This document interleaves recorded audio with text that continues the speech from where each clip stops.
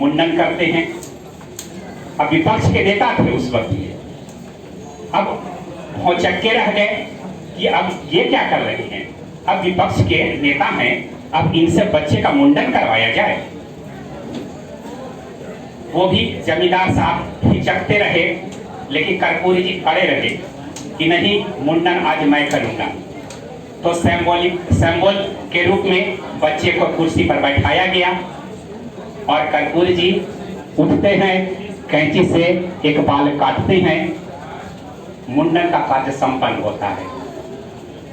अब पूछा गया कि कर्पूरी जी आपका दक्षिणा कितना हुआ। अब दक्षिणा, जमींदार साहब पूछे कि आप दक्षिणा बताइए कि आपका कितना हुआ, मुंडन का चार्ज तो होगा ना। तब विपक्ष के नेता होने के नाते 51,000 रुपया उनको देने का प्रयास किया गया। कर्पूरी जी बोले इतनी वो बात नहीं बनेगी, 1,11,000 रुपया देने का प्रयास किया गया। कहा कि नहीं। तो लोगों ने फिर पूछा कि बताइए, आप ही बताइए कि आपको कितना चाहिए। तो कर्पूरी ठाकुर जी अपना गमछा उतारते हैं और उनके सामने फैला देते हैं।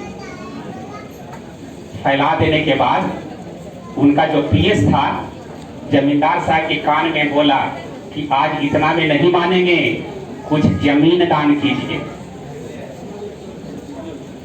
बोले कि जमीन दान करिए। तो बोले कि हाँ। तो 5 कट्ठा जमीन दान करने का प्रयास किया गया। 5 कट्ठा से भी नहीं माने तो कर्पूरी जी से ही पूछा गया कि आप बताइए कि आपको क्या चाहिए। अब हम लोग हार गए, जमींदार साहब हार गए। तो कर्पूरी जी वहां पर सैकड़ों हजारों लोग थे, वहीं पर खड़ा होते हैं और लोगों के बीच में बोलते हैं कि जमींदार साहब आप ये बताइए कि आपके गांव में महिलाओं को पढ़ने लिखने के लिए क्या यहाँ पर हाई स्कूल है। तब बोला गया कि नहीं, एक हाई स्कूल को बनने में कितनी जमीन की आवश्यकता पड़ती है। उस वक्त के अनुसार 20 बीघा जमीन की आवश्यकता पड़ती थी और जमींदार साहब से उन्होंने एक बाल काटने के एवज में 20 बीघा जमीन लिया। और लिया ही नहीं बल्कि वहां पर समस्तीपुर जिला के सबसे बेहतरीन महिलाओं का, कर्पूरी ठाकुर विद्यालय के नाम से जाना जाता, पत्नी का नाम है ना, नहीं, महिलाओं के लिए वहां पर हाई स्कूल का निर्माण करवाया। मैं ये प्रसंग क्यों सुना रहा हूं?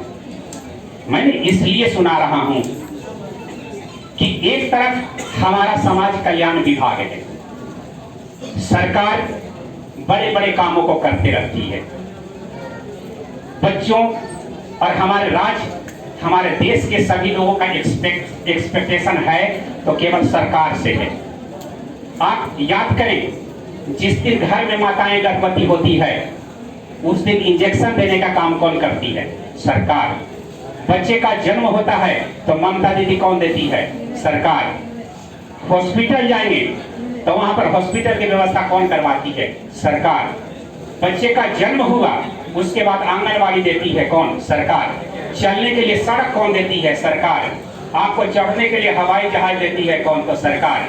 आपको चलने के लिए ट्राईसाइकिल कौन देती है? सरकार। आपको पेंशन कौन देती है? तो सरकार। बिजली कौन देती है? सरकार। पानी कौन देती है? सरकार। कोरोना काल में तो ये भी पता चला कि जो आप हवा भी ले रहे हैं वो कौन देती है? सरकार। सारा कुछ काम आप देखेंगे, जीवन से मृत्यु तक जो भी काम है सब कौन करती है? सरकार। लेकिन मेरा ये कहना है कि केवल सरकार करेगी उससे काम बनने वाला नहीं है। मैं समर्पण के प्रति समर्पित इसलिए हूं कि